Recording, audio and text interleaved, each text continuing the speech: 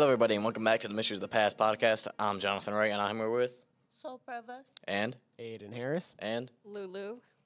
and today we're going to be talking about the Hinterkaifeck murders, and basically the Hinterkaifeck murders. For people who don't know, it's basically in about 90 kilometers north of Munich, Germany. There was a family, and basically they got murdered. You know, that's why it's called the Hinterkaifeck murders. And Were they the Hinterkaifecks? I'd assume so. They were not. Oh, yeah. Well, They were the Grubers and the Gabriels. hmm. And whatever the maid's last name. Let me see.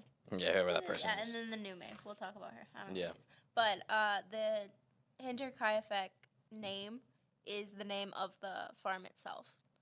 The German name being like... Probably means like hunter or something. No, it means That's crazy. like... Hinder or something. I don't even think... Did you ask if it means hunter? Yeah, it probably means like hinder or hunter because a lot of Well, Hinter means behind, and Kaifeck means it's what the nearby lake was called.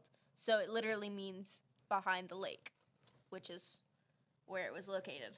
that's wild. But anyway, so basically what happened is I think the story goes on the night of, I think, March 21st or something like that, maybe 31st, anyways.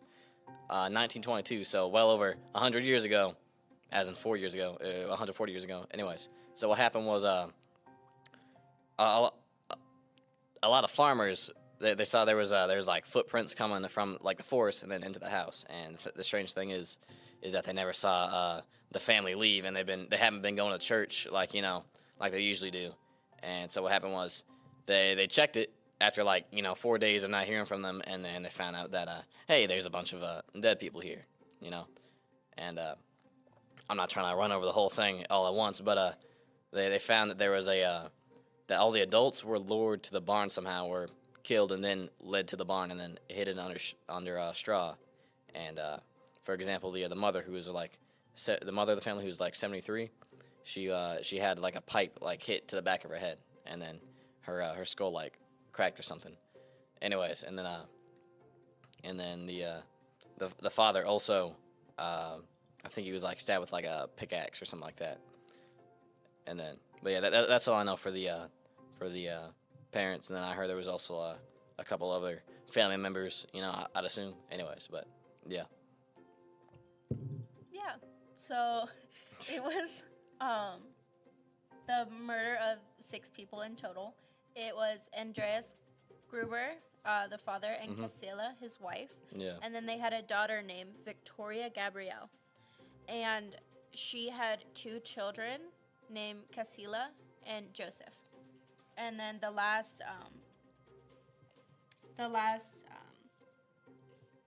in the murder was their new maid, Maria. I couldn't find her last name at all. But I think it's Baum. Oh yeah, like Baumgarten or something like that. I think is how you pronounce it. okay. Baumgarten, okay. Okay. Well, yes, Andreas, Casilla, Victoria, and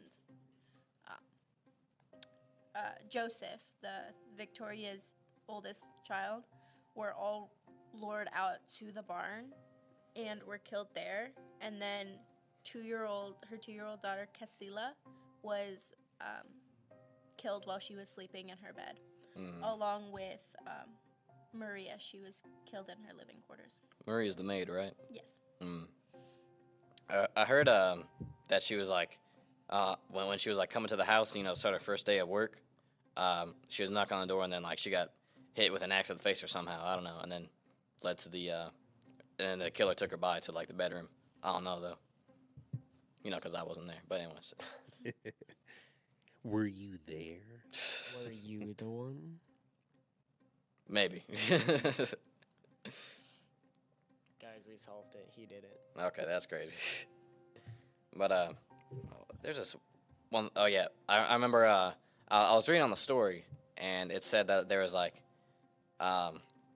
the maid heard there was voices and footprints coming from the attic, and she told the family, but they never did anything about it. It's I don't know if they're stupid or if I hear voices or footprints come from my attic, I'm not thinking, wow, that must be a really fat rat. I'm thinking that must be, those are like shoes or something. So I was like, I'm going up there and like bringing something up there, or like maybe lighting the whole house on fire. How Anyway. big are your footprints? They go click clack on the floor. um,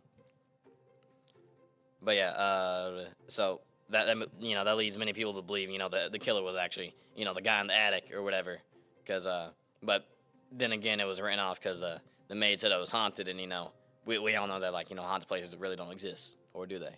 But Well, Maria, she was the new maid. She had only been there a few days before the murders happened, but about 6 months before, their first maid quit because she had been telling the family repeatedly that she believed the house to be haunted, and she would hear things, and she'd think she would see things, and nobody believed her, so it led her to quit. yeah. Yeah, there's a lot of crazy stuff about this. One of the things that I remember hearing was like a lot of the people who observed things happening, like after the supposed crime had already taken place. And one thing I had written down was a person named Michael. Probably gonna butcher this last name. Plockle, I think is how you would say it. I'm sure it's probably not. It said that he had observed like heat rising like from a stove, and this was supposed to be, I believe, night 4, right? So day 4. So day 4 had passed. The night of day. I don't know if I'm even saying that right. Nighttime had come on day 4, and this person, Michael, said that he observed that there was smoke coming from the house, and that he went up and that he seen that the oven had been heated by someone. And this is like days after. So again, there's a lot of mysterious things happening with this house. Yeah. In this case, I should say. Yeah. Yeah, a lot believe that there was somebody who stayed in the house well after they had killed everybody. Like they stayed, they just lived there for a little bit. Yeah, I would not doubt that. But that would be tough though, don't you think? It would be like after a couple of days, it's gonna start stinking. Yeah. So Maybe you kill them like all in the house, and then you like let them to the barn, because like I don't really know how you can lure everyone to the barn at once, and then again how you can all kill them. Maybe it wasn't one by one, but it does seem like kind of weird, because like how do you lure a child to like a barn, if you're like a full grown man, It's like I get kids are stupid, but it's like it's like if you see someone who's like you don't know as a little kid, you like you really don't like trust them, so why do you like follow them? I don't know. Maybe it's just like He probably had candy. I don't know. I mean, I would assume it was maybe easier because all of their family was out there. I'm pretty sure it would be easy to lure me into a barn if I knew that my family was there. Like if I was a child, his mother was in there, his grandparents were in there. Like right. all of these people, they knew that their family had went out there and didn't come back. So it was probably easy for them to go out there. They must have been having a real dandy time. Hmm. I did hear that the dog got like what's called like tied up outside the barn, so maybe this guy isn't entirely evil. But then again, to kill a baby, because like you kill a baby, it's like that's kind of you got to be like mentally not right in the head, And it's either that or he just really didn't like the child. And I heard one theory was that he was I think the mother of the child named Victoria was had a husband, but he was presumed dead in the First World War, and what happened while he was presumed dead, she had a kid with this is gonna sound disgusting, but with her dad, right? And so that the child was a child of incest, And so of course, if the guy found out about that, then he would have had some sort of resentment towards these people, because like it's weird why you kill these people if you weren't really related to them. And so, anyways, it would make sense, and not make sense, but why he would have some sort of resentment towards that kid, because especially you got to be a really evil person to like take a pickaxe and stab the baby in like the face or something like that. Definitely. Yeah. Definitely. There was a report from an individual. His name was Simon. Did you read about Simon? I did not. His name was Simon Blanda. I don't know. I'm Things sure like I'm Blunder butchering or that. something like that. But one thing that stuck out to me about this guy was he is a farmer and a butcher of the town there, right? And there was a story that said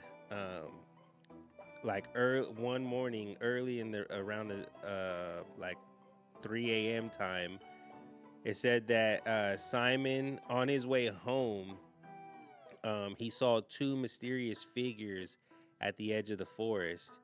And he said that when the strangers saw him, that they turned around so that their faces couldn't be seen. And then later, when he heard the murders in Hinterkaifeck, I think I'm saying that right. He thought it was possible that the strangers that he had seen in the forest could have potentially been suspects. Yeah.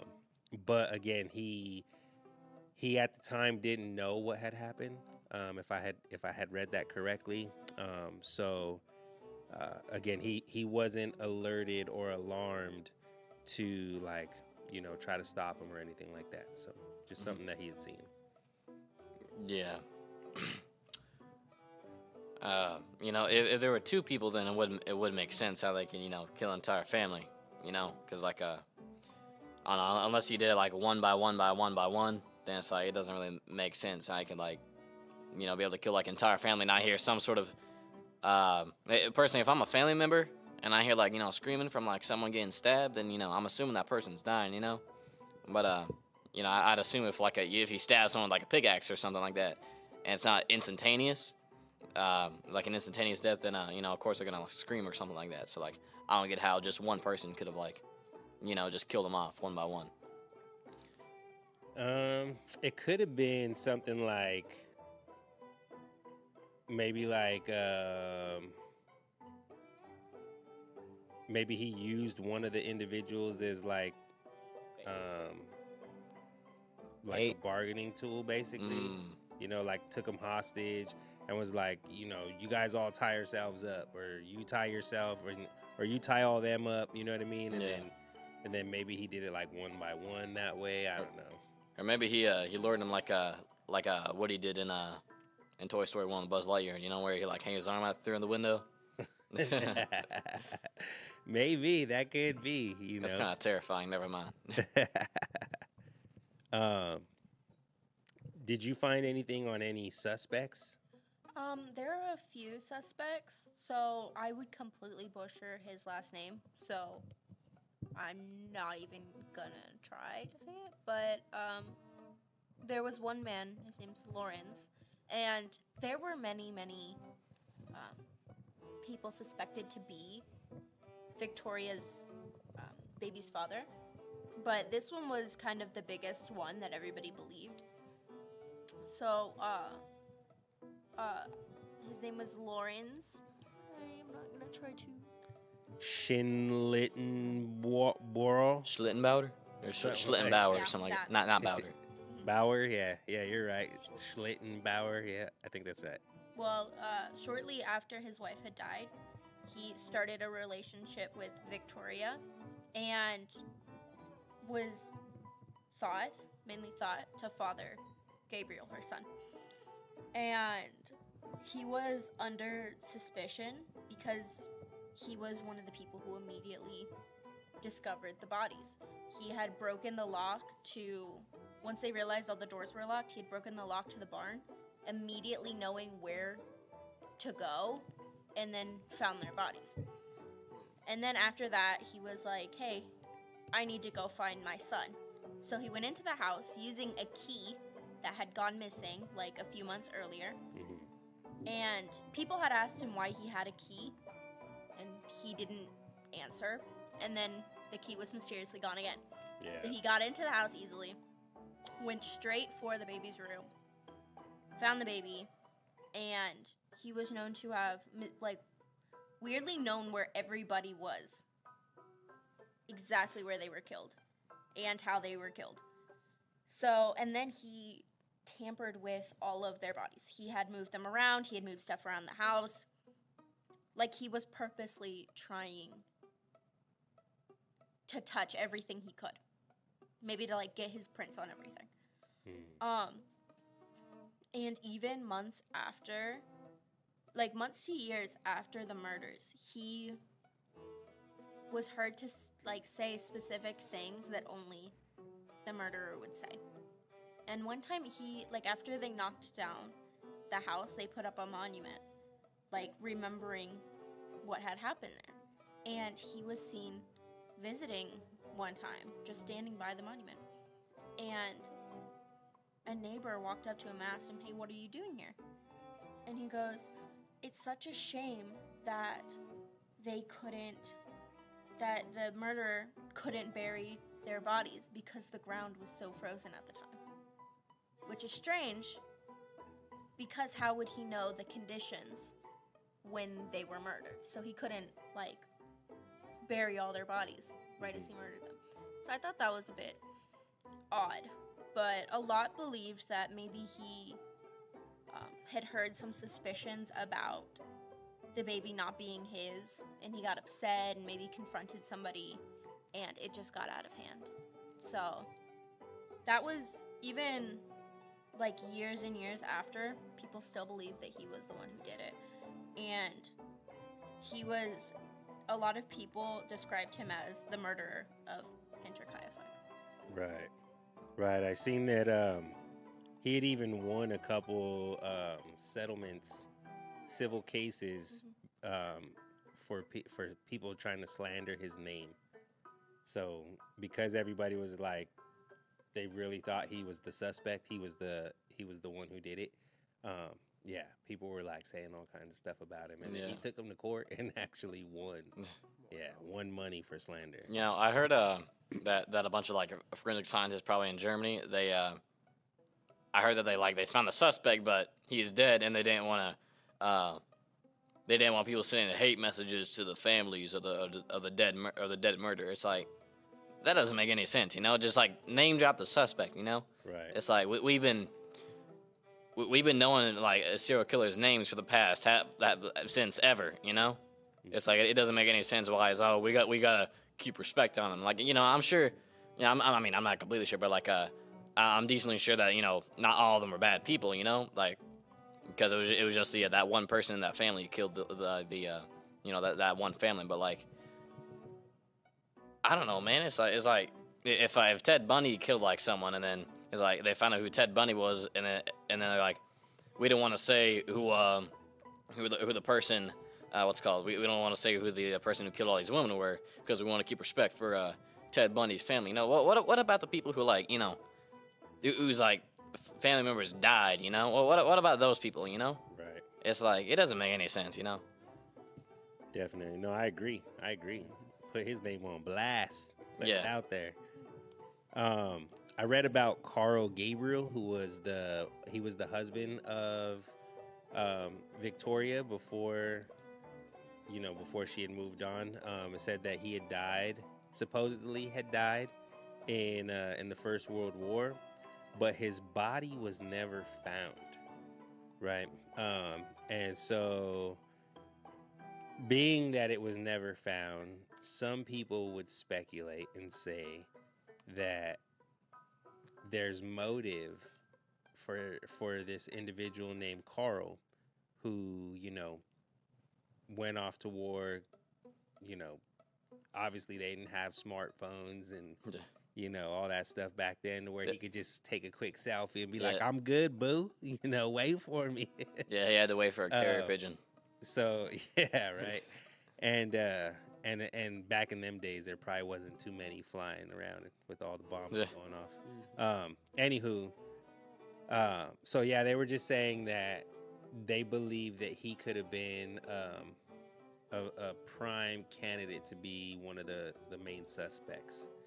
Again, it was just all speculation and things that people were saying, but it was just something that kind of made me stop and think, like, you know what, I could kind of get behind that, right? Like, I went off to war, which, I mean, there was a great amount of time in between, Hmm. the murders and it ending, so I can understand why it would seem like, like why would you even think it would be this guy? But hey, if he left, supposedly died off, then came back, found his wife, remarried, you know, To the father. more another child that's not his, again, obviously we would hope not, but I could see how Yeah. that could set a guy off. And personally, if if I was in that little time frame, and then I was like, I died, and then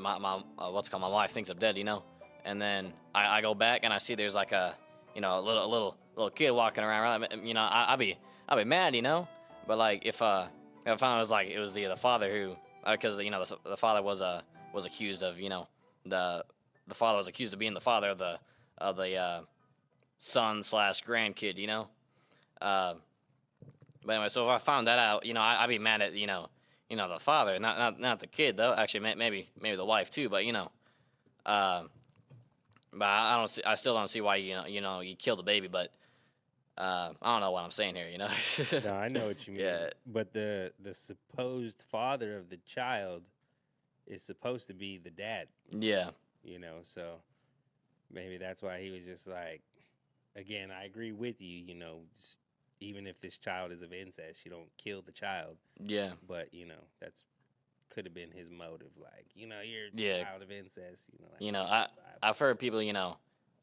kill her, like not like children for something their parents did, but it's like it just doesn't make any sense because like what did the baby do? It's like Maybe it didn't choose to be born there. yeah, exactly. And it's like the baby can't even form its own thoughts. It's like the only reason why you kill it is because you're just you think it shouldn't deserve to be there because it's an evil demon or whatever because like it wasn't supposed to be born that way. But even then, it feels like weird if you're like gonna like I don't know like hurt a child and like the babies cry at everything. I'm not gonna go too in depth in this because I don't want to get this thing like flagged or anything. But it's like it feels yucky. Did you read anything about the Gump brothers? I saw. I don't remember, but I saw something with their names. Um, So what I found, there was Adolf Gump, and he was listed as a suspect in April due to his connections to the and I'm gonna butcher this word, Freikorps Freikorps Like Fry Oberlin, Corpse or something. yeah, something like that. So Gump was a member, and he was said to have participated in the murder of 9 farmers in Upper Silesia, something like that. During the fight against the 1921 Polish uprising in the region, and it said he had a warrant for his arrest issued by the District Court of Opel. Um, so I don't know. Again, these brothers were allegedly on the run, and so that was just something that. And I was just curious if you had found. I didn't find much on them, so I was curious if you had found something. It makes sense why they have a Gump in the name now if they're on the run. Yeah, that's funny. I heard apparently the all the family members like heads were so like what's it called tortured. I don't know, but they were just so like their necks were like completely like obliterated by the pickaxe or something that that they were buried without their heads because they're like after being like damaged, it like decayed a little and then just completely fell off. I was like, it's kind of weird to think about. Yeah, yeah, it was definitely pretty brutal and harsh, um, what these individuals did. So Yeah. I would agree with that. And then I heard another thing that the neighbor who originally reported the incident was the murder, but like it doesn't make a lot of sense, you know, because like why would you report your own murder? And then a lot of people think, you know, oh, I would report my own murder just to get my name cleared up, but that's quite the opposite happens. You know, they suspect anyone who knows anything about this, you know. So it's like usually the person who like is who witnesses the thing is like sometimes a lot of the time the first suspect, you know, because like if they know a lot about a decent amount about the stuff, then you know they probably like know what's it called. If they know a lot about the stuff, they probably know how the murders happen. You know, it's like that's not 100% all the time, but you know. Maybe they were thinking it was Among Us. Yes. Did a self-report. But yeah, I think in general it's overall safe to say that the person who committed these murders didn't exactly like these people. Yeah, right. To be honest, for me, I think the likely, I think the best suspect candidate would have been Lorenz. He knew, like you said, he just knew too much. He knew a little bit too much. Yeah, like how you were just getting at, you know.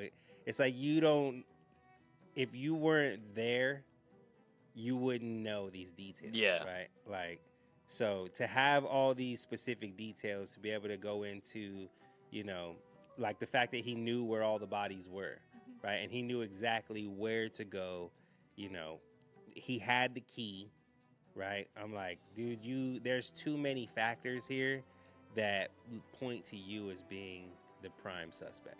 And the fact that he sued people for slander and won, not even just sued him and like, you know, just had to drop the case and like this dude won. It blew my mind how you could have that much knowledge of a case where no one else has this understanding. Everybody else is just like left in confusion and disbelief as to what's happened, but you're like, no, look here, look over there, and I got it, you know.